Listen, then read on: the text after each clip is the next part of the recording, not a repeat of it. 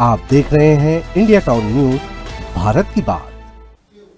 नमस्कार, जय जौहर। आप देख रहे हैं इंडिया टाउन न्यूज और मैं हूं आपके साथ गीतांजलि मिश्रा। स्वागत है आज के हमारे खास बुलेटिन राजधानी सरकारधानी में, जहां हम आपको छत्तीसगढ़ की महत्वपूर्ण खबरों से रूबरू कराएंगे। तो चलिए बुलेटिन की शुरुआत करते हैं। छत्तीसगढ़ विधानसभा का शीतकालीन सत्र आज यानी रविवार से शुरू हो गया है। आज 14 दिसंबर से शुरू हुआ यह सत्र 17 दिसंबर 2025 तक 4 दिनों तक चलेगा। विधानसभा के शीतकालीन सत्र का आयोजन नवा रायपुर में निर्मित छत्तीसगढ़ विधानसभा के नए भवन में हुआ। यह सत्र पूरी तरह से पेपरलेस होगा। पहले दिन सदन में छत्तीसगढ़ विजन 2047 पर चर्चाएं हुई। वहीं पहले दिनों से सत्र में प्रश्नकाल नहीं हुआ। हालांकि इस चर्चा में केवल बीजेपी विधायक शामिल रहे। ऐसा इसलिए क्योंकि कांग्रेस विधायकों ने पहले दिन का सत्र का बहिष्कार किया था। वित्त मंत्री ओपी चौधरी ने विधानसभा सदन में छत्तीसगढ़ अंजोरा विजन डॉक्यूमेंट्स 2047 पर चर्चा की। बता दें कि छत्तीसगढ़ विधानसभा के शीतकालीन सत्र के दौरान सदन में लॉ एंड ऑर्डर, धान, जमीनी दर, बिजली जैसे मामले गूंजेंगे। विपक्ष के विधायक इन मुद्दों के साथ बिजली बिल, बढ़ती महंगाई, कानूनी व्यवस्था जैसे मुद्दों को लेकर सरकार को घेरने की तैयारी में है। आपकी जानकारी के लिए बता दें कि शीतकालीन सत्र में विधायकों ने 628 सवाल लगाए हैं। 96% सवाल विधायकों ने ऑनलाइन माध्यम से लगाए हैं। वहीं 628 सवालों में 333 तारांकित और 295 अतारांकित प्रश्न लगाए हैं। इसके अलावा सत्र के लिए लगे 48 ध्यानाकर्षण, 9 अशासकीय संकल्प लगे हैं। मंत्रियों को इन सवालों के जवाब देने होंगे। आकर्षक मार्च पास्ट और रंगारंग सांस्कृतिक प्रस्तुतियों के साथ बस्तर ओलंपिक 2025 का भव्य समापन हुआ। समापन समारोह में केंद्रीय गृह मंत्री अमित शाह, मुख्यमंत्री विष्णुदेव साय और विधानसभा अध्यक्ष डॉक्टर रमन सिंह सहित अनेक जनप्रतिनिधि एवं अतिथि उपस्थित रहे। इस अवसर पर अतिथियों ने बस्तर ओलंपिक 2025 के विजेता यूथ आइकॉनिक खिलाड़ियों को प्रशस्ति पत्र एवं मेडल प्रदान कर सम्मानित किया। समारोह को संबोधित करते हुए केंद्रीय गृह मंत्री अमित शाह ने कहा कि बस्तर ओलंपिक केवल खेल प्रतियोगिता नहीं बल्कि पूरे बस्तर की उम्मीदों और आत्मविश्वास की पहचान बन चुका है। उन्होंने कहा कि वे बस्तर ओलंपिक 2024 के समापन में भी शामिल हुए थे और आज 2025 के समापन में आकर उन्हें बेहद खुशी हो रही है। अमित शाह ने विश्वास जताया कि मार्च 2026 के नक्सलवाद के समूल उन्मूलन की दिशा में देश निर्णायक मोड़ पर पहुंच जाएगी और जवाब में जब वे 2026 में पुनः बस्तर आएंगे तब बस्तर को सबसे विकसित संभाग के रूप में देखेंगे। आपको बता दें कि इस संभाग के स्तरीय बस्तर ओलंपिक की विशेष बात यह रही कि इसमें 700 से अधिक आत्मसमर्पित माओवादी एवं माओवादी हिंसा से प्रभावित दिव्यांग खिलाड़ियों ने भी भाग लिया। इसके अलावा लगभग 2800 से अधिक अन्य प्रतिभागियों ने उत्साहपूर्वक विभिन्न प्रतियोगिताओं में हिस्सा लिया। अभनपुर नगर में सतनामी समाज द्वारा शोभा यात्रा का आयोजन बड़े धूमधाम से किया गया। इस अवसर पर समाज में लोगों ने विशेष उत्साह देखने को मिला। शोभा यात्रा में हजारों की संख्या में श्रद्धालु और नागरिक शामिल हुए। शोभा यात्रा बड़े उर्ला से प्रारंभ होकर चंडी मोड़ तक निकाली गई। पूरे मार्ग में श्रद्धालुओं ने भक्ति और अनुशासन के साथ भाग लिया। बस स्टैंड, हनुमान चौक सहित कई प्रमुख स्थानों पर सांस्कृतिक एवं कलात्मक प्रस्तुतियां दी गई, जिसमें लोगों का मन मोह लिया। इस कार्यक्रम में अभनपुर विधायक इंद्र कुमार साहू, जिला पंचायत सदस्य पूजा लोकमणि कोसले सहित बड़ी संख्या में जनप्रतिनिधियों ने अपनी उपस्थिति दर्ज कराई और आयोजन का सराहना भी किया। आयोजन देर रात तक चलता रहा, जहाँ सुरक्षा व्यवस्था को लेकर पुलिस प्रशासन पूरी तरह मुस्तैद रहे और बड़ी संख्या में पुलिस बल की तैनाती रही।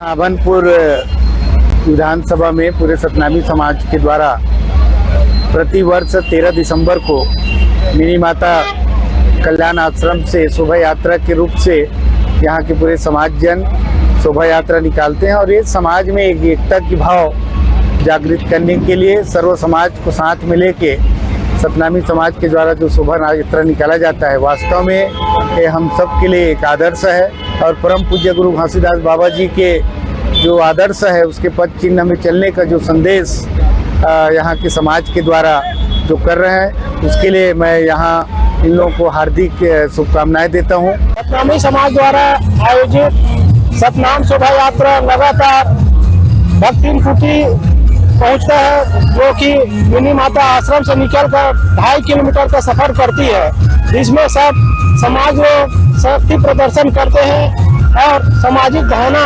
जागृत करने के लिए यह रैली हर साल निकाला जाता है। लगातार कई वर्षों से यह रैली का आयोजन किया जाता है, जिसमें समाज के प्रमुख गण, सभी प्रकार के पदाधिकारीगण उपस्थित होते हैं। जिले के अमलीपदर इलाके में धान तस्करी का चौंकाने वाला मामला सामने आया है। जानकारी के अनुसार तस्करों ने उड़ीसा सीमा के पास डबरी गांव तक अवैध रूप से 16 किलोमीटर लंबी कच्ची सड़क बनाई ताकि धान की तस्करी की जा सके।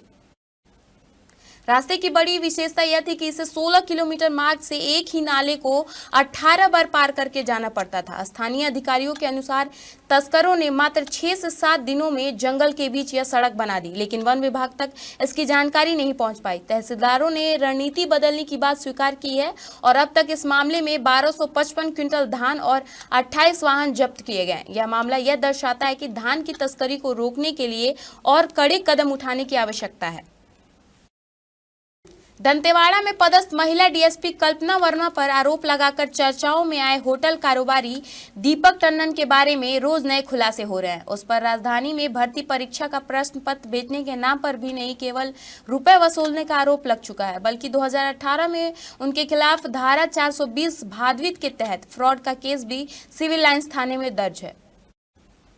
हालांकि इस केस की वर्तमान स्थिति की जानकारी अभी सामने नहीं आई है, लेकिन अप्रैल में एफआईआर के अगले ही महीने चालान की भी पेशी की गई थी। इनमें इनके साथ इंदौर निवासी एक और सहयोगी के खिलाफ कार्रवाई की गई थी। 2 दिन पहले ही आरोपी टंडन के खिलाफ कोयला आपूर्ति के नाम पर 27 लाख रुपए वसूलकर फ्रॉड करने के केस में कोरबा कोर्ट ने गिरफ्तार वारंट भी जारी किया था। आपको बता दें कि करीब 1 हफ्ते पहले सोशल मीडिया पर महिला डीएसपी के परिवार और आरोपी के कारोबारी लेन देन को लेकर शुरू हुआ विवाद छाया हुआ है। होटल में बड़ी रकमों की निवेश, महिला अफसर द्वारा 2 करोड़ कैश और लाखों की ज्वेलरी गिफ्ट लेने और कार नहीं लौटाने समेत कई और अन्य आरोप चर्चाओं में हैं। आरोप और सोशल मीडिया की तस्वीरों की वायरल करने के मामले में डीएसपी ने विधिवत कार्रवाई शुरू करने की बात कही है। हालांकि अभी तक ऐसी कोई कार्रवाई शुरू नहीं होने की सूचना सार्वजनिक नहीं हुई है।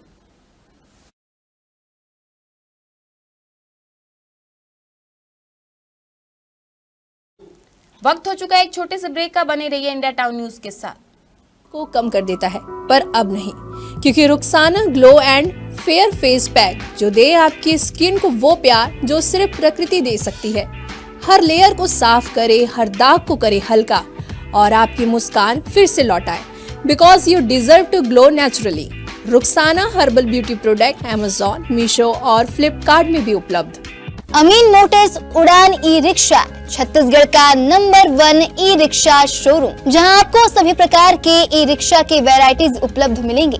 हमारा ई रिक्शा काफी मजबूत है और ये सालों साल चलता है, तो आज ही घर ले आइए आरटीओ इंश्योरेंस के साथ। हमारा पता है अमीन मोटर्स, प्यारेलाल चौक, जीई रोड, न्यायालय के पास, राजनांदगांव। 9827174038 7724047008। ब्रेक के बाद आपका स्वागत है। चलिए बढ़ते हैं खबरों की ओर। मुख्यमंत्री विष्णुदेव साय के निर्देश पर राज्य सरकार ने ग्रामीण और पेरी अर्बन क्षेत्रों में भूमि मूल्यांकन की प्रक्रिया सरल और पारदर्शी बनाने का बड़ा फैसला लिया है। अब भूमि का मूल्यांकन केवल हेक्टेयर दर से होगा और वर्ग मीटर दर पूरी तरह बंद कर दिया गया है। ऐसे किसान, भूधारकों और आम खरीदारों को सीधे आर्थिक लाभ होगा। उदाहरण के लिए बालोद जिले के देवार भाट में 15 डिसमिल भूमि का मूल्यांकन पहले 7,90,000 रुपए था, अब 4,80,000 रुपए हुआ। स्टाम्प और पंजीकरण शुल्कों में भी कमी आई है, जिससे पक्षकारों को 29,400 रुपए तक की बचत हुई है। सरकार का उद्देश्य भूमि और आवास से जुड़े मामलों को सुलभ, किफायती और न्याय संगत बनाना है। इस कदम से रियल एस्टेट, आवास निर्माण और विकास कार्य को भी प्रोत्साहन मिलेगी। छत्तीसगढ़ कर्मचारी अधिकारी फेडरेशन के आह्वान पर प्रदेश भर में कर्मचारी 11 सूत्रीय मांगों को लेकर लगातार आंदोलन कर रहे हैं। संघ ने 29 से 31 दिसंबर तक 3 दिवसीय हड़ताल का ऐलान किया है। इस दौरान इंद्रावती भवन सहित राज्य के सरकारी दफ्तरों में कामकाज प्रभावित हो सकते हैं।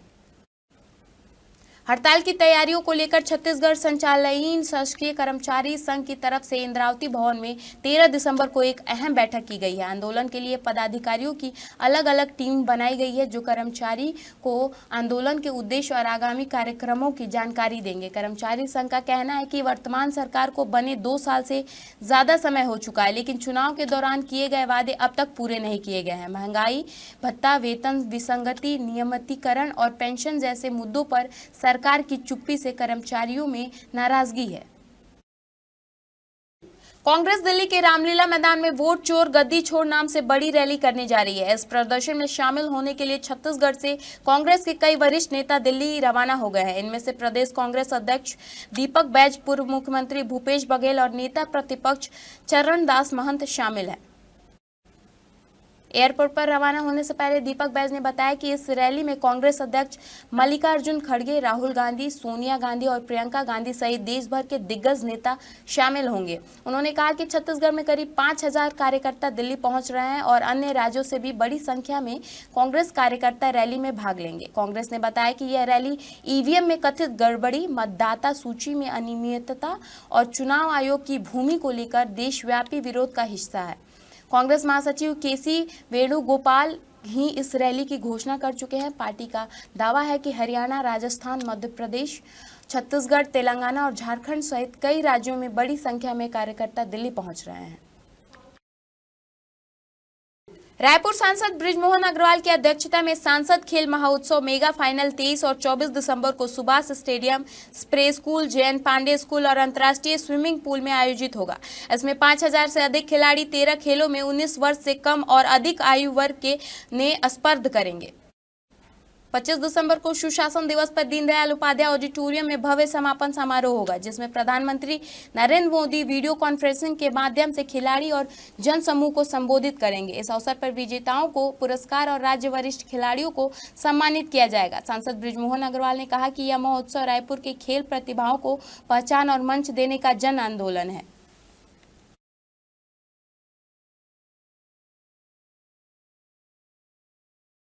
हमारे खास बुलेटिन राजधानी सरकारधानी में फिलहाल इतना ही। देश प्रदेश की तमाम खबरों से अपडेट रहने के लिए बने रहिए इंडिया टाउन न्यूज के साथ।